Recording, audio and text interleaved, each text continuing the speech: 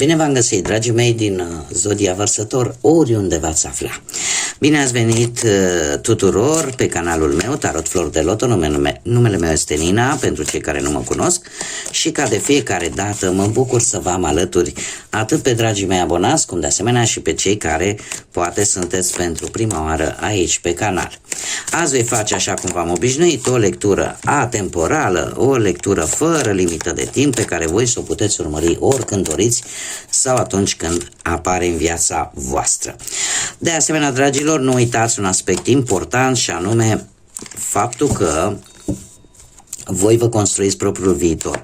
Așa că vă rog din suflet să luați decât acele mesaje care rezonează cu voi, iar restul lăsați-le să zboare în univers, pentru că sigur sunt pentru alte persoane, alte energii, care într-o mai mică sau mai mare măsură au o legătură cu Zodia Vărsător.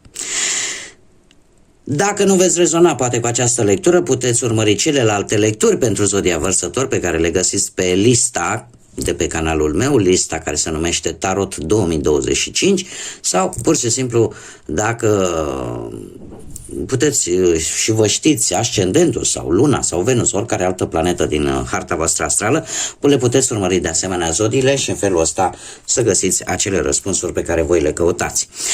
Acum începem, dragilor, cu voi și haideți să vedem ce este în favoarea voastră. În favoarea voastră este inteligența. Inteligența și planeta Mercur, care îmi vorbește de o gândire foarte bună, de o comunicare foarte bună, de faptul că unii dintre voi puteți vedea lucruri pe care posibil înainte parcă nu prea le puteți vedea. Oricum voi ca și zodie sunteți într-o permanentă transformare pe o lungă perioadă de timp. Sper să mai fim împreună și peste 20 de ani, când acest Pluton va ieși din zodia voastră. Dar în speță pentru această lectură se pare că studiul, inteligența, modul de comunicare vă ajută foarte mult în rezolvarea poate a unor situații sau în a efectua un anumit plan.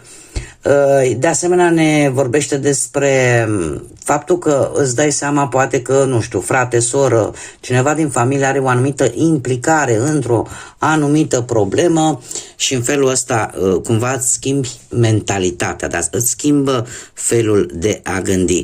De asemenea, ce poate juca contra voastră? Posibil cineva din zodia Gemeni sau anumite caracteristici ale acestei zodii pe care unii dintre voi e posibil să le aibă.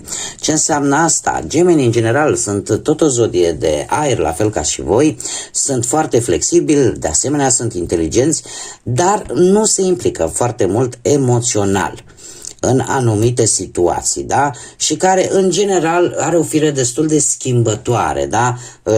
De ce? Pentru că e în căutare mereu de informații noi și schimbă opiniile cu foarte mare ușurință. Iar asta pentru tine poate să fie o bilă neagră, da? Să joace un pic contra ta. Ca și rezultat, se pare că planul este cea mai bună cale de a rezolva o anumită situație, indiferent de ce aspect al vieții vorbim. De asemenea, se repetă Mercur, da, se repetă Mercur, probabil că comunicarea, inteligența, toate sunt bune, atât doar că trebuie să fii un pic mai planificat și să nu îți schimbi părerile și opiniile așa, cu foarte mare ușurință. De asemenea, ce mai îmi spune această carte? Că e posibil ca să poți avansa, nu știu, la un proiect, la o idee, la o negociere sau să poți ajunge să semnezi poate un contract sau să fie legată de ceva imobiliar, fă-ți un plan, nu le lua haotic și nu te schimba de azi pe mâine, da? Încearcă să fii un pic mai planificat. Haideți să vedem ce ne spune și tarotul pe plan profesional și avem un 4 de bâte. Ați avut o reușită la nivel profesional, unii dintre voi, cu ceva timp în urmă, într-un trecut nu foarte îndepărtat, ați celebrat poate o reușită. În prezent avem un rege de cupe care vorbește despre zodiile de apă. Pești, Scorpion sau Rac, posibil să fie poate vreun șef, vreun coleg. Este cineva aici care încearcă să vă ajute. Sau poate, dacă nu vorbim neapărat de o persoană, dar este o persoană aici care îmi vorbește de foarte multă înțelepciune, de foarte multă răbdare și de faptul că cumva lucrurile s-au început deja să se îmbunătățească în ceea ce privește viața voastră profesională, iar deciziile tale cumva în acest moment cel puțin posibil să fie un pic mai echilibrate. Dacă nu vorbim de tine și cum am mai spus, vorbim de o persoană, această persoană are calmitatea și înțelepciunea, o persoană mult mai în vârstă decât tine, dar are această caracteristică de om înțelept, de om răbdător care încearcă să te ajute și te va ajuta, pentru că aici avem un lucru în echipă, cu acest 3 de monede te va ajuta pe planul ăsta profesional și chiar dacă poate unii dintre voi sunteți la începutul unui job și nu prea câștigați voi așa de mult la început, se va vedea valoarea voastră. Da? Deci nu trebuie să vă dezamăgiți.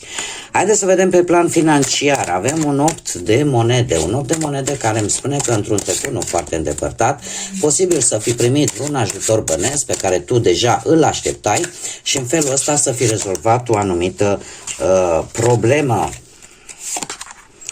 O anumită problemă care pe tine te frământa. Și s-au întors toate aceste cărți, le-am lăsat așa cum au ieșit. Acum, dragilor, în prezent avem un 7 de monede. O situație financiară care se mișcă un pic mai greu, în care e nevoie de un pic de mai multă răbdare și cumva, chiar dacă câștigurile nu sunt așa pe cum tu te-ai fi așteptat, totuși trebuie să ai răbdare pentru că ce vei începe acum va avea rezultate bune în viitor. Într-adevăr, perioada următoare vine cu un pic de sacrificiu, cu, cum să spun eu, cu un pic de presiune pe finanțe, posibil să ai nu știu, poate ceva cheltuieli mai mari decât ți-ai imaginat sau de achitat mai multe datorii. Totuși, cu un pic de organizare, așa cum bine am văzut, cu un pic de plan, avem roata.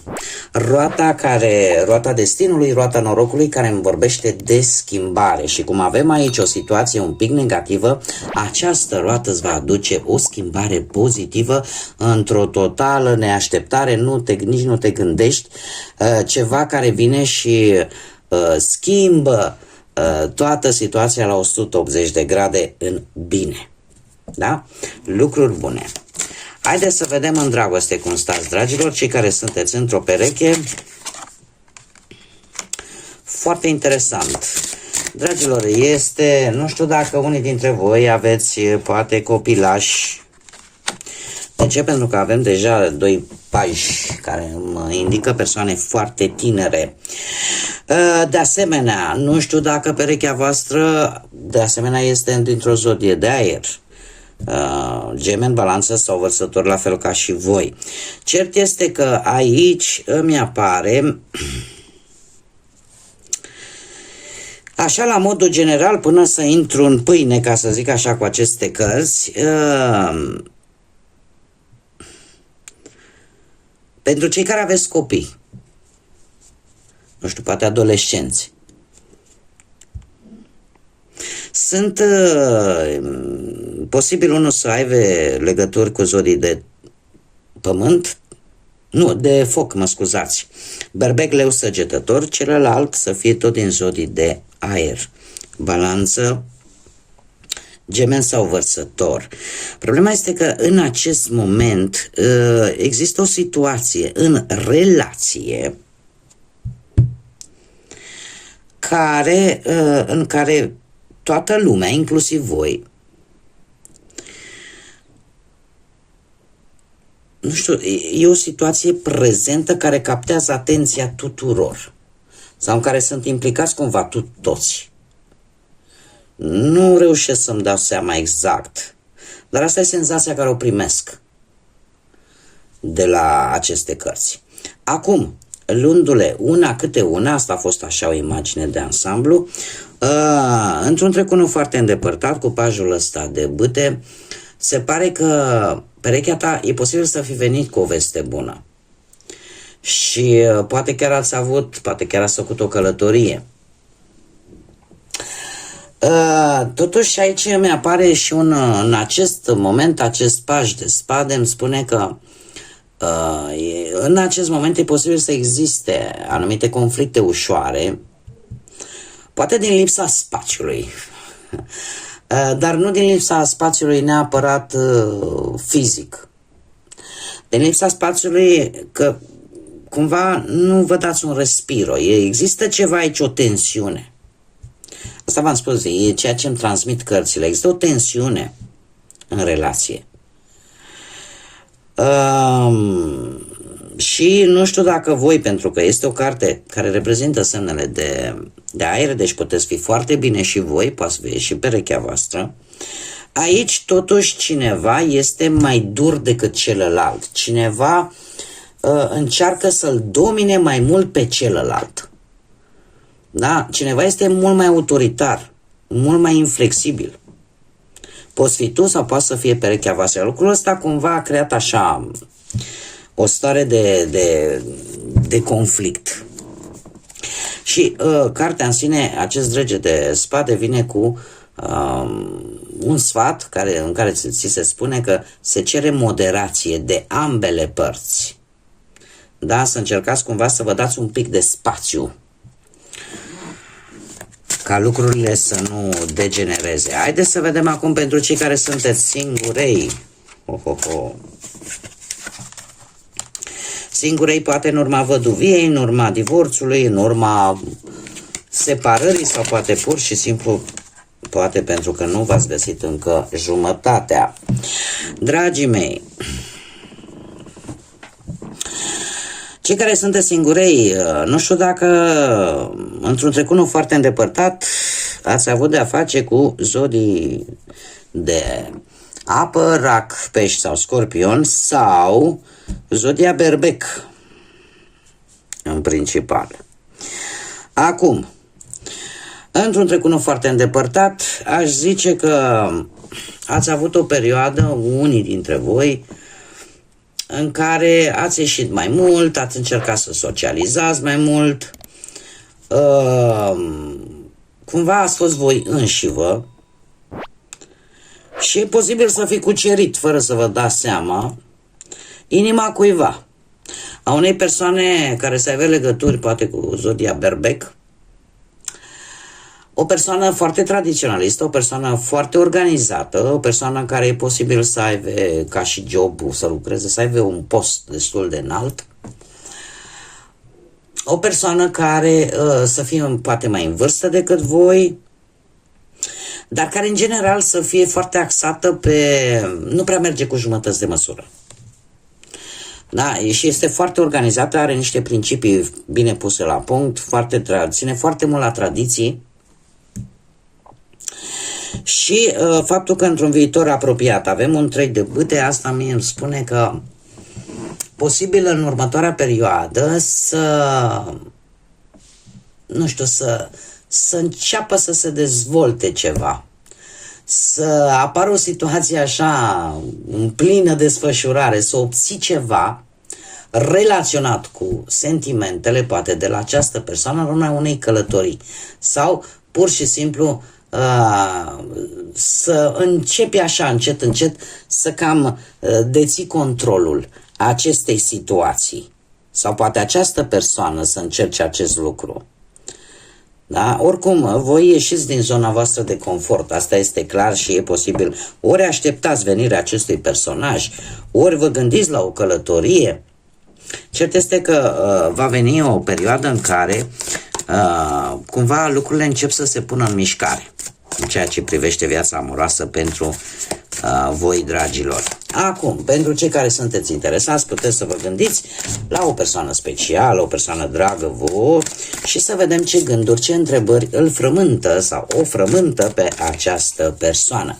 Puteți să alegeți un număr de la 1 la 3 sau pur și simplu lăsați-vă ghidați de intuiție. Haideți să vedem care este primul mesaj. Mă simt singur, singură.